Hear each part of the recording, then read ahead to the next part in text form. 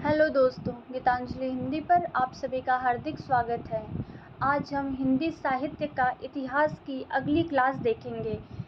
तो जैसे कि हमने पिछली क्लास में प्रेमाश्रयी शाखा पढ़ लिया है, तो हमारा अगला सेशन आता है सगुण भक्तिधारा राम भक्ति शाखा की। इसके अलावा हम कल या परसों में कृष्ण भक्ति शाखा भी पढ़ेंगे।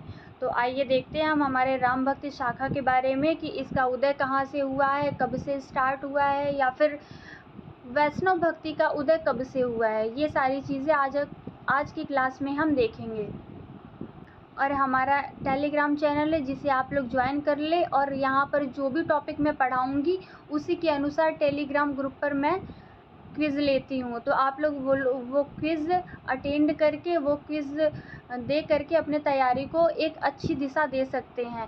तो डिस्क्रिप्शन में मेरा टेलीग्राम लिंक दिया हुआ है, आप लोग वहाँ से जा कर के ज्वाइन कर सकते हैं। आइए हम अपने टॉपिक पर आते हैं। आज हम देखेंगे वैष्णव भक्ति का उदय एवं प्रसार कहाँ से हुआ, किस तरीके से हुआ। तो आस्तिक भाव से ईश्वर की उपासना करने वाले आर्यों में भक्ति के मूल बीज विद्यमान थे। भक्ति के विविध प्रकारों को उन्होंने वैदिक काल में ही किसी न किसी रूप में ग्रहण कर लिया था। ईश्वर की उपासना करने वाले आर्य तो बहुत पहले से मौजूद हैं। ये बातें हमें बहुत अच्छे से पता है कि 15वीं ईसा पूर्व से पहले ही भक्ति का उदय हो चुका था, और भक्ति भावना कहीं न कहीं सबके जीवन में रहती थी, सभी के मन में आस्था बनी रहती है। लेकिन हमें जो एक मूर्त रूप में कुछ चाहिए होता है जिसके प्रति हमारी आस्था हो, तो उसका उल्लेख सर्वप्रथम ऋग्वेद में मिलता है। हमारी आस्था विष्णु के प्रति, विष्णु नामक एक मूर्त रूप हमें मिलता है कब? ऋग्वेद में मिलता है। इनकी जो ऋग्वेद में विष्णु जी का उल्लेख हुआ है, उनकी कल्पना सूर्य रूप में की गई है, जैसे कि सूर्य देव को ही उसमें विष्णु माना गया है। लेकिन वैदिक विष्णु व भागवत धर्म के विष्णु में भेद है। मतलब वेदों में जो मिलते हैं विष्णु और भागवत धर्म में जो विष्णु मिलते हैं, इन दोनों विष्णु में भेद है। वेदों में जो विष्णु मिलते हैं, उनकी जो कल्पना है वो सूर्य रूप में की गई है। लेकिन भागवत धर्म में जो विष्णु मिलते हैं, उनकी कल्पना हम वास्तविक विष्णु के रूप में, जिनके अवतार श्री राम हैं, श्री कृष्ण हैं और वामन अवतार हैं, जो अवतारवादी विष्णु हैं, उनकी कल्पना हम भागवत धर्म में देखते हैं। भागवत धर्म के अंतर्गत अवतारवादी विष्णु देखते हैं, और जो वेदों में विष्णु देखते हैं वो सूर्य रूप वाले विष्णु हैं। आगे देखते हैं हम कि भागवत धर्म का उदय ईसा से 4-5 शती पूर्व हो गया था। मतलब वेदों के विष्णु तो 1500 ईसा पूर्व से पहले हमें मिलते ही हैं, लेकिन भागवत धर्म में भी विष्णु का कब उदय हुआ? वो ईसा की 4-5 शती पूर्व हुआ था।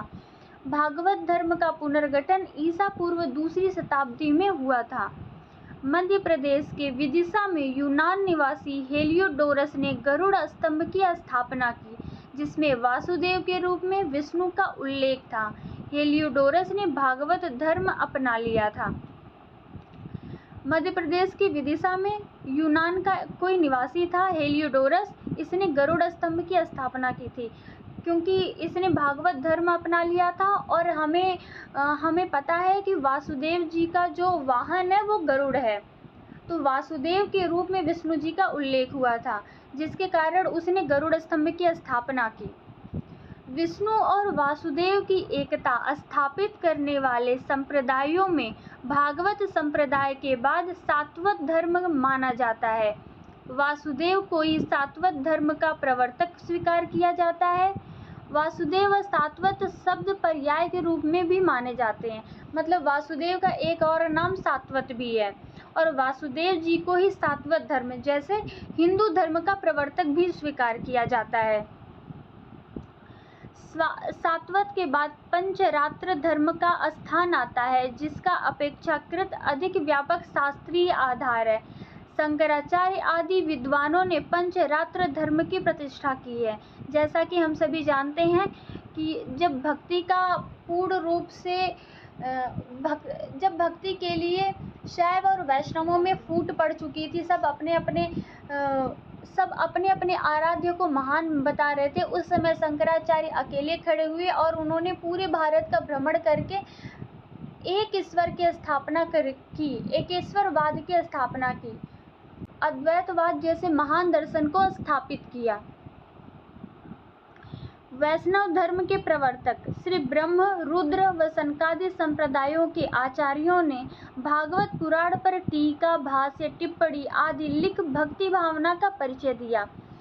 किसी भी धर्म को आगे बढ़ाने के लिए ये सारे पॉइंट वर्क करते हैं। ये सारी चीज़ें हमें पता है कि कोई भी धर्म हो, उसको धीरे धीरे आगे बढ़ाने के लिए हमें एक छोटे छोटे पॉइंट को जोड़ना ज़रूरी होता है। वैष्णव भक्ति का व्यवस्थित उदय दक्षिण भारत में हुआ, वहीं से सगुण भक्ति की उत्पत्ति स्वीकार की जाती है। सबसे पहले वैष्णव भक्ति व्यवस्थित रूप से कहाँ आई? तो दक्षिण भारत में, वहीं से सगुण भक्ति की उत्पत्ति स्वीकार की जाती है। भागवत पुराण को वैष्णव भक्ति का आधार माना जाता है, जो कि 4वीं-5वीं सदी ईसा पूर्व आया था। वैष्णव भक्ति के आदि आचार्य रामानुजाचार्य थे। रामानुज संप्रदाय का प्रमुख केंद्र दक्षिण के तोताद्री में था। तोताद्री को ही श्री संप्रदाय की प्रधान गद्दी माना गया। तो वैष्णव भक्ति के आदि आचार्य रामानुजाचार्य थे, ये हमें सबको पता है। और इनके संप्रदाय का जो नाम था वो श्री संप्रदाय की स्थापना इन्होंने की थी। वैष्णव भक्ति का वैशिष्ट, प्राणी मात्र से प्रेम व उदारता इस भक्ति का आधार है। अहिंसा इस भक्ति का दूसरा प्रमुख तत्व है। अहिंसा को जीव दया के रूप में बौद्ध और जैनों ने वैष्णव भक्ति से ही ग्रहण किया है। अब देखिए, बौद्ध धर्म में और जैन धर्म में अहिंसा कहाँ से आई, जीव दया कहाँ से आई? तो इसका जो आधार है वह वैष्णव भक्ति ही है। वैष्णव भक्तों से ही इन्होंने ग्रहण किया है। प्रपत्तिवाद को शरणागति कहा जाता है। शरणागति के 6 अंग माने गए हैं: अनुकूल का संकल्प, प्रतिकूल का त्याग, रक्षा का विश्वास, गोत्रत्व वर्ण मतलब भगवान का वर्ण, आत्मनिक्षेप, कार्पण्यता मतलब दैन्य भाव। आगे हम राम भक्ति काव्यधारा सगुण धारा की भावगत विशेषताएं देखते हैं कि क्या क्या भावगत विशेषताएं थी। तो राम के सगुण रूप की भक्ति मर्यादा, व्यक्ति को नैतिकता की परिधि में रहने की प्रेरणा और समाज को संगठित रखना पर बल। सबसे पहले किसी भी व्यवस्था को शीर्ष पर पहुंचाने के लिए हमें मर्यादा और अनुशासन की आवश्यकता होती है, जो कि वैष्णव भक्ति में कूट कूट के भरी हुई थी। तीसरा, लोक मंगल की साधना। वैष्णव भक्ति में लोक मंगल की साधना पर जोर दिया जाता था। समन्वयात्मक जीवन दृष्टि, ये हमें तुलसीदास जी में पूर्ण रूप से देखने को मिलता है। सगुण निर्गुण शैव वैष्णव भक्ति ज्ञान, राजा प्रजा, भाग्य पुरुषार्थ, पुरुष नारी, विविध वर्णों में भोग त्याग, लोक भाषा संस्कृति, काव्य तत्व, पारिवारिक आर्थिक। इनकी लोक भाषा क्या होती थी? संस्कृत होती थी। गहन राजनीतिक बोध, भक्ति काल की एकमात्र शाखा जिसने तत्कालीन राजनीतिक परिस्थितियों का मूल्यांकन किया, राम राज्य की संकल्पना की। नारी के प्रति परंपरागत दृष्टिकोण और वर्ण व्यवस्था का समर्थन। नारी के प्रति परंपरागत दृष्टिकोण से आशा है कि जो जैसी नारी की स्थिति पहले आ रही थी, इन्होंने सीधे सीधे उसी तरह बिना हेर फेर किए उसी को ग्रहण कर लिया है। दास्य भाव की भक्ति होती थी। अब यहाँ पे जनरलाइज किया गया है कि वैष्णव भक्ति में केवल और केवल दास्य भाव की भक्ति होती है, लेकिन ऐसा नहीं है। सगुण में जो कृष्ण भक्ति धारा हमें देखने को मिलती है, वहाँ प्रेम भाव या साख्य भाव की भक्ति होती है। राम भक्ति धारा में, यहाँ हम राम भक्ति शाखा पढ़ रहे हैं, इसलिए यहाँ पे दास्य भाव की भक्ति दिखाई गई है। राम भक्ति शाखा में दास्य भाव की ही भक्ति रखी जाती थी। आर्थिक समस्याओं की पहचान। आइए थोड़े महत्वपूर्ण तथ्य देख लेते हैं। वेदों में कुछ स्थानों पर राम शब्द का प्रयोग मिलता है, लेकिन उसका संबंध दशरथ पुत्र राम से नहीं अपितु अन्य व्यक्तियों से है। राम को सर्वप्रथम उत्तर वैदिक काल का दिव्य महापुरुष माना गया है। वायु पुराण में विष्णु के अवतारों में राम की गणना हुई है। वाल्मीकि रामायण को आदि काव्य मानकर राम कथा का मूल स्रोत स्वीकार किया गया है। वाल्मीकि रामायण का रचना काल बुद्ध से पहले माना गया है, क्योंकि इसमें बुद्ध का उल्लेख नहीं है। रविंद्रनाथ टैगोर ने लिखा है, वाल्मीकि ने सर्वप्रथम नर काव्य का प्रवर्तन किया।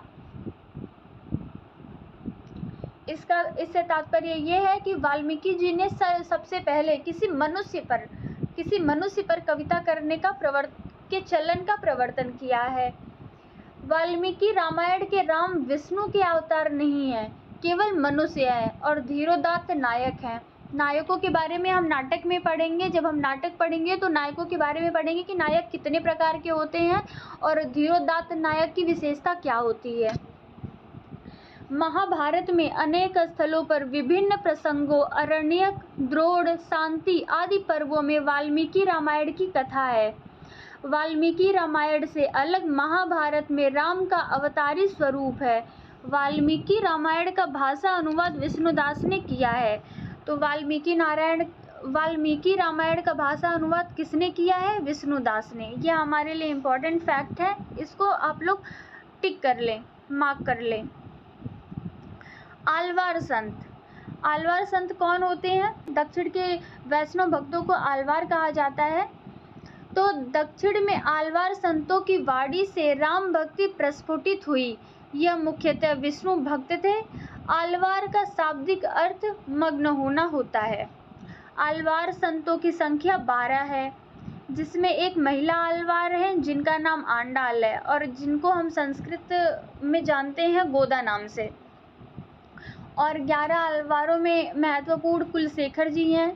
तो जिनका नाम मैंने यहाँ दिया वो तो मोस्ट इम्पॉर्टेंट है। एक कुलशेखर हैं, उनका भी नाम आप याद रख लें। षटकोप अथवा नम्मालवार राम भक्ति के प्रथम कवि थे।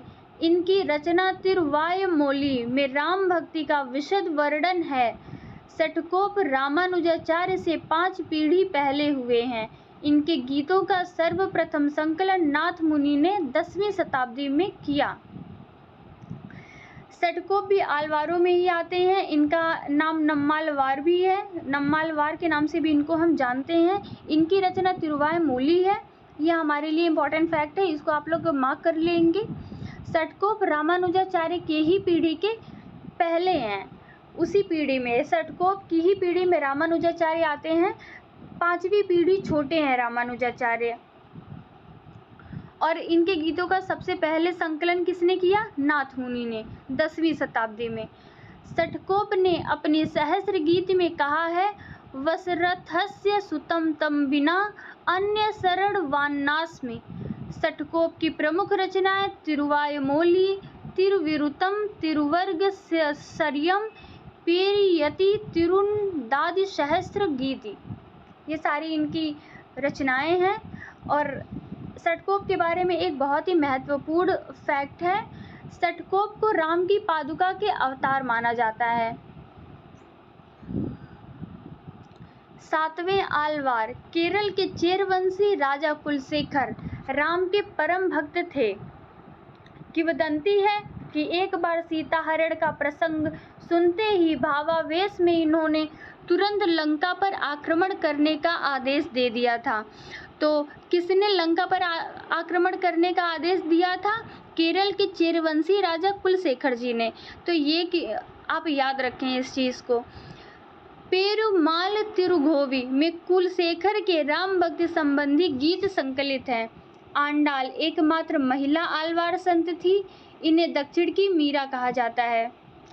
आलवार संत जाति वर्ण का भेद नहीं मानते थे। कई आलवार संत निम्न जातियों से आते थे। सर्वप्रथम श्री संप्रदाय के प्रथम आचार्य श्री रंगनाथ मुनि, जिनका जन्म 824 से 924 ईसा पूर्व है, ने आलवार संतों के पश्चों का संकलन नालियार दिव्य प्रबंधम, नालियार दिव्य प्रबंधम यहाँ थोड़ा गलत हो गया है तो आप लिख लेंगे इसको, नालियार दिव्य प्रबंधम शीर्षक से 4 भागों में किया। न्याय तत्व रंगनाथ मुनि की संस्कृत रचना है। श्री संप्रदाय में विष्णु व लक्ष्मी की उपासना मान्य है। रंगनाथ मुनि को रघुनाथाचार्य नाम से भी जाना जाता है। तो रंगनाथ मुनि का एक अन्य नाम है रघुनाथाचार्य। और श्री संप्रदाय में किसकी उपासना की जाती है? विष्णु और लक्ष्मी जी की। रामानंद जी जो भक्ति को, जो वैष्णव भक्ति को दक्षिण से उत्तर में लेकर के आए हैं, इनके बारे में थोड़ा हम देखते हैं। रामानंद ये भक्ति को दक्षिण से उत्तर लाए। कबीर ने रामानंद जी के बारे में कहा है कि भक्ति द्राविड़ उपजी लाए रामानंद, प्रगट किया कबीर ने 7 दीप 9 खंड। मतलब दक्षिण से भक्ति को उत्तर में लाने का श्रेय रामानंद जी को दिया जा रहा है यहाँ पे। हिंदी में राम भक्ति के पुरस्कर्ता रामानंद को माना जाता है। आचार्य शुक्ल ने रामानंद को हिंदी राम भक्ति काव्य का पहला कवि माना है। रामानंद ने श्री रामार्चन पद्धति नामक पुस्तक में अपनी पूरी गुरु परंपरा दी है। उनके अनुसार रामानुजाचार्य उनसे 14 पीढ़ी ऊपर थे। रामानंद के गुरु राघवानंद थे। रामानंद रामानुजाचार्य से इन सारी चीज़ों में अलग हैं कि उनकी उपासना पद्धति के केंद्र में बैकुंठवासी विष्णु नहीं बल्कि लोक में लीला करने वाले राम हैं। रामानुजाचार्य से उलट रामानंद ने भक्ति के द्वार सब जातियों के लिए खोल दिए। जहाँ रामानुजाचार्य जी केवल हिंदुओं में उच्च जाति के लोगों के लिए भक्ति का द्वार खुला रखा था, वहाँ पर रामानंद जी ने किसी में भेद ना करते हुए सारे जाति के लोगों के लिए भक्ति के द्वार खोल दिए। इसलिए उनके शिष्यों में आपको सारी जातियों के लोग देखने को मिल जाएंगे।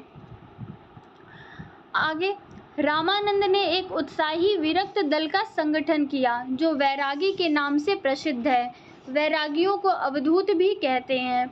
अयोध्या, चित्रकूट आदि वैरागियों के मुख्य स्थान हैं। वैरागियों की परंपरा में रामानंद का मानिकपुर के शेख तकी पीर के साथ वाद विवाद होना माना जाता है। रामानंद सिकंदर लोदी के समय में वर्तमान थे। शेख तकी को सिकंदर लोदी का पीर गुरु माना जाता है। वैरागी संप्रदाय को रामावत व रामानंद संप्रदाय नाम से भी जाना जाता है। रामानंद संप्रदाय की गलता अजमेर राजस्थान में अनंतानंद के शिष्य कृष्णदास पैहरी ने स्थापित किया। अपने महत्व के कारण इसे उत्तर तोताद्री कहा गया। पहले गलता की गद्दियों पर नाथ पंथियों का अधिकार था।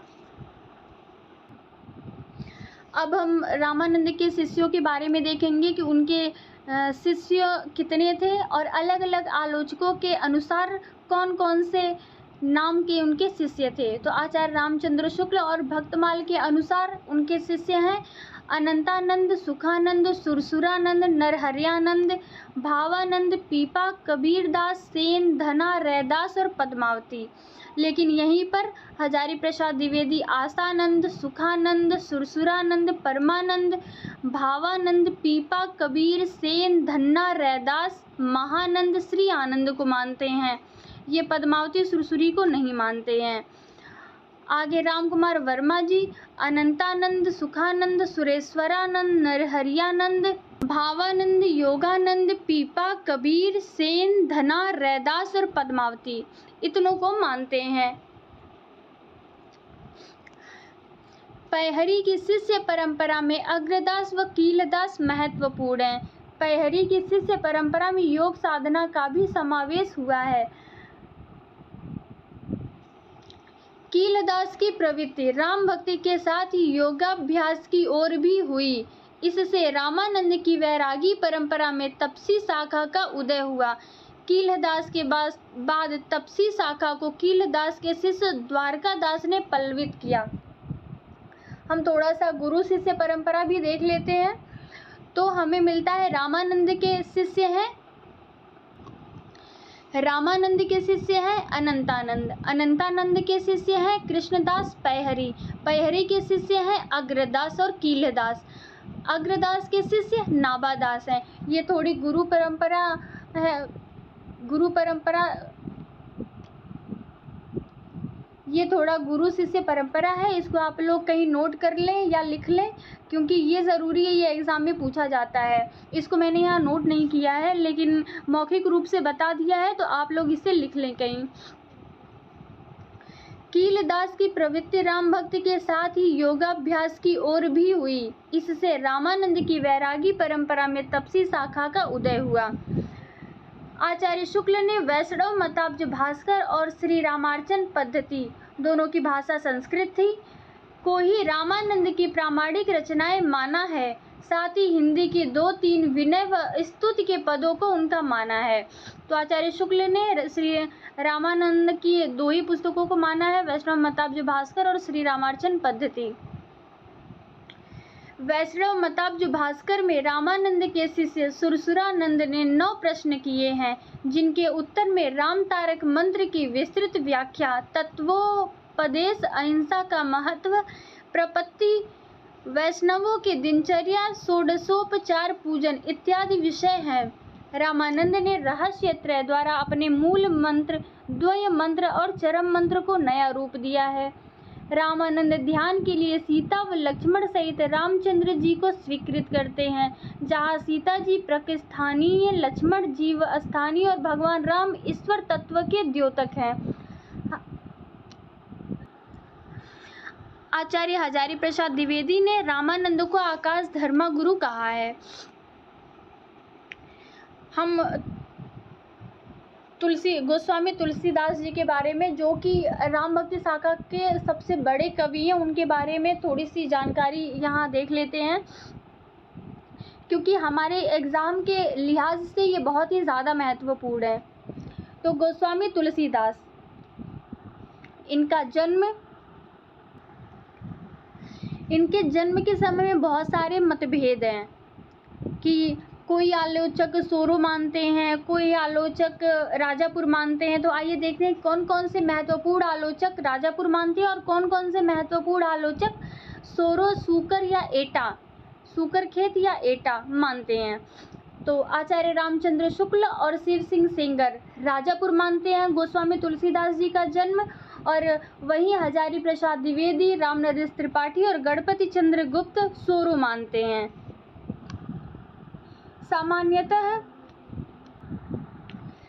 सामान्यतः तुलसी का जन्म संवत 1589 ईस्वी में 1532 व मृत्यु संवत 1680 ईस्वी में 1623 ईस्वी मानी जाती है। तुलसी की मृत्यु के संबंध में यह दोहा प्रसिद्ध है। संवत 1680 गंग के तीर, श्रावण शुक्ल सप्तमी तुलसी तज्यो शरीर। शुक्ल जी ने टोडर के वंशजों के प्रमाण के आधार पर इस दोहे की दूसरी पंक्ति को इस प्रकार सही माना है, श्रावण कृष्णा तीज शनि तुलसी तज्यो शरीर। मतलब श्रावण शुक्ल सप्तमी नहीं, वो तीज मानते हैं, तीज को मानते हैं कि तुलसी जी ने शरीर त्यागा था। तुलसी जी की माता, तुलसी जी के माता पिता के बारे में देख लेते हैं कि माता हुलसी है, माता का नाम हुलसी देवी था, पिताजी का नाम आत्माराम दुबे था, पत्नी रत्नावली थी, दीक्षा गुरु नरहरियानंद थे और शिक्षा गुरु शेष सनातन थे। दीक्षा गुरु जिन्होंने दीक्षा दी थी, मतलब चित्रकूट में इनको दीक्षा मिला था, वो नरहरियानंद जी द्वारा मिला था, और काशी में जाकर के जिससे इन्होंने शिक्षा ग्रहण करी थी उनका नाम शेष सनातन था। शुक्ल जी नरहरिदास व नरहरियानंद को तुलसी का गुरु नहीं मानते हैं। तुलसी की पत्नी रत्नावली द्वारा तुलसी को अत्यधिक आसक्ति के कारण धिक्कारे जाने का वृत्तांत का उल्लेख प्रियादास को भक्तिमाल की टीका, तुलसी चरित रघुवर दास व गोसाई चरित्र बेड़ी माधव दास में मिलता है। मतलब इन तीनों रचनाओं में तुलसी जी को रत्नावली द्वारा जो धिक्कार मिला था उसका वर्णन किया गया है। रहीम महाराज मान सिंह नाभाजी टोडर व मधुसूदन सरस्वती आदि तुलसी के स्नेही मित्र कहे जाते हैं। रहीम की इनसे समय समय पर दोहों में लिखा पढ़ी हुआ करती थी। शुक्ल जी तुलसीदास को रामानंद की वैरागी परंपरा में नहीं मानते। ये उन्हें स्मार्त वैष्णव कहते हैं। आस्तिक व पंचदेवोपासक भक्तों को स्मार्त कहते थे उस समय। तुलसी पर विशिष्टाद्वैत व श्री संप्रदाय रामानुजाचार्य के श्री संप्रदाय का प्रभाव है। तुलसी को हिंदी का जातीय कवि कहा जाता है। तुलसी ने कितनी रचनाएं लिखी हैं और उनकी रचनाओं की संख्या कितनी है, ये हमारे लिए बहुत इम्पोर्टेंट फैक्ट है। तो आइए देख लेते हैं कि तुलसी के कुल 12 प्रामाणिक ग्रंथ हैं, जिनमें 5 बड़े व 7 छोटे हैं। रचनाओं का क्रम व तथ्य डॉक्टर उदय भानु सिंह कृत तुलसी काव्य मीमांसा के अनुसार है। तुलसी की रचनाएं, भाषा और संबंधित उल्लेख। वैराग्य संदीपनी, तुलसी की रचनाएं वैराग्य संदीपनी है, जिसकी भाषा ब्रज है और इसके बारे में उल्लेखित है कि इसको अखिल ज्ञान का सागर कहा जाता है।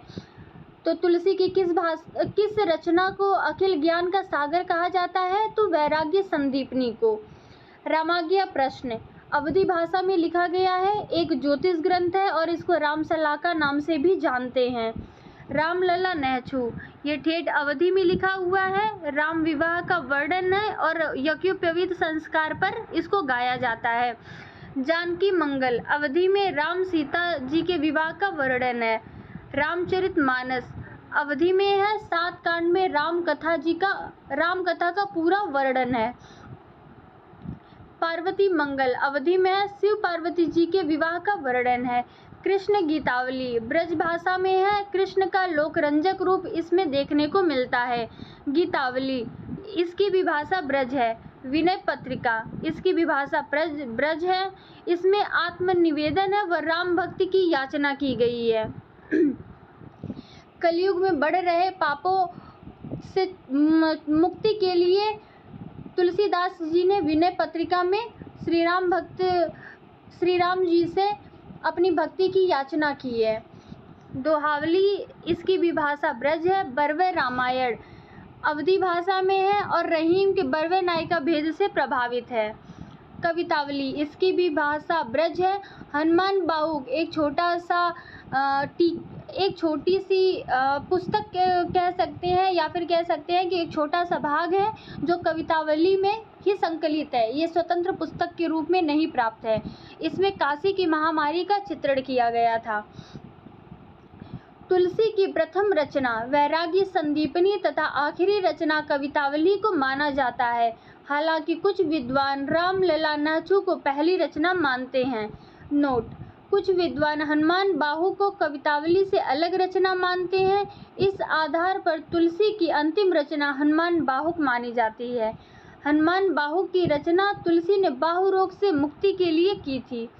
कवितावली के काव्य रूप के संबंध में विवाद रहा है। कुछ विद्वान इसे प्रबंध व कुछ मुक्तक मानते हैं। वैराग्य संदीपनी, रामलला नहछू, जानकी मंगल, पार्वती मंगल व बरवे रामायण, इन लघु कृतियों को पंचरत्न कहा जाता है। तो तुलसी की किन कृतियों को पंचरत्न कहा जाता है? वैराग्य संदीपनी, रामलला नहछू, जानकी मंगल, पार्वती मंगल व बरवे रामायण। अंग्रेजी भाषा वैज्ञानिक बिम्स ने तुलसीदास की भाषा को पुरानी बैसवाड़ी कहा है। पुरानी बैसवाड़ी तुलसी की भाषा को किसने कहा है? बिम्स ने। रामचरितमानस जो इनकी बहुत प्रसिद्ध कृति है, उसके बारे में थोड़ी सी जानकारी ले लेते हैं। इसका प्रकाशन है 1631 में। इसको लिखने में 2 वर्ष 7 माह और 26 दिन लगे थे। 7 कांड है: बाल कांड, अयोध्या कांड, अरण्य कांड, किष्किंधा कांड, सुंदर कांड, लंका कांड और उत्तर कांड। ये क्रम से कांड है, इनको क्रम से याद कर लीजिए। 1074 कड़वक हैं। दोहा चौपाई शैली में लिखा हुआ है। अयोध्या कांड को मानस का हृदय स्थल कहा गया है। चित्रकूट सभा, अयोध्या कांड में लोकनीति, वेदनीति व राजनीति का समन्वय है। शुक्ल जी ने इसे आध्यात्मिक घटना कहा है। अयोध्या कांड में चित्रकूट सभा का वर्णन है, जिसमें लोकनीति, वेदनीति व राजनीति का समन्वय बताया गया है। शुक्ल जी ने चित्रकूट सभा को आध्यात्मिक घटना की संज्ञा दी है। तुलसी ने मानस के 7 कांडों को 7 सोपान माना है, जो कि शरीर व आत्मा को शुद्ध करने वाले मानसरोवर के पवित्र जल की ओर ले जाते हैं। शुक्ल जी ने रामचरितमानस को लोक मंगल की साधनावस्था का काव्य माना है। मानस में सीता त्याग व शंबूक वध प्रसंग नहीं मिलते हैं। मानस की पहली टीका रामचरण दास ने लिखी थी। मानस पर सर्वाधिक प्रभाव अध्यात्म रामायण का पड़ा। तुलसी ने सर्वप्रथम रसखान को मानस सुनाई थी। तो तुलसी जी ने सर्वप्रथम मानस किसको सुनाई थी? रसखान को। मानस के विषय में रहीम ने लिखा है, रामचरितमानस विमल संतन जीवन प्राण, हिंदुवान को वेद सम यवन ही प्रकट कुरान। मानस के उत्तरकांड में तुलसी की विचारधारा के दर्शन होते हैं। मानस व कवितावली में कलिकाल का वर्णन मिलता है। मानस को जो उत्तरकांड है उसमें संत सेवा का बहुत ही अच्छा महिमा बताया गया है। संत सेवा की महिमा बताई गई है। काकभुसुंडी और गरुड़ संवाद दिखाया गया है। इन लोगों के संवाद और संतों की महिमा इत्यादि में तुलसीदास की विचारधारा के दर्शन के बहुत ही अच्छा प्रस्फुटन हमें देखने को मिलता है। विनय पत्रिका का अर्थ है प्रार्थना या अर्जी। तुलसी ने राम सेवा में यह अर्जी भेजी है। यह प्रपत्ति काव्य है। तुलसी ने नवदा भक्ति में दास्य भक्ति को प्रमुखता में स्थान दिया है। शुक्ल जी ने तुलसी जी की भक्ति को स्वदेशी भक्ति माना है। सगुण भक्ति होने के बावजूद जो निर्गुण भक्ति को खारिज नहीं करते हैं। तुलसीदास जी सगुण भक्त होने के बावजूद भी निर्गुण भक्ति को खारिज नहीं करते हैं। इसके विषय में उनकी एक पंक्ति हमें देखने को मिल सकती है, अगुनहि सगुनहि नहीं कछु भेदा, गावें मुनि पुराण बुध वेदा। वे मानते हैं कि मूलतः ब्रह्म निर्गुण ही है, किंतु सज्जनों की पीड़ा हरने को वे अवतार ले लेते हैं। हजारी प्रसाद द्विवेदी जी ने लिखा है कि तुलसीदास को जो अभूतपूर्व सफलता मिली, उसका कारण यह था कि वे समन्वय की विशाल बुद्धि लेकर उत्पन्न हुए थे। भारतवर्ष का लोकनायक वही हो सकता है जो समन्वय करने का अपार धैर्य लेकर सामने आया हो। उन्हें लोक और शास्त्र दोनों का बहुत व्यापक ज्ञान प्राप्त था। लोक और शास्त्र के इस व्यापक ज्ञान ने उन्हें अभूतपूर्व सफलता दी। तुलसीदास जी के विषय में विद्वानों के कथन। नाभादास जी कहते हैं तुलसीदास जी को कलिकाल का वाल्मीकि कहते हैं। स्मिथ मुगल काल का सबसे महान व्यक्ति कहते हैं। ग्रियर्सन बुद्ध देव के बाद सबसे बड़ा लोकनायक की संज्ञा देते हैं। मधुसूदन सरस्वती जो तुलसीदास जी के प्रिय मित्र भी थे, उन्होंने कहा है, आनंद कानने कश्चिज्जंगम तुलसी तरुः कविता मंजरी यसे राम भ्रमर भूषिता। रामचंद्र शुक्ल जी कहते हैं, इनकी वाणी की पहुंच मनुष्य के सारे भावों व्यवहारों तक है।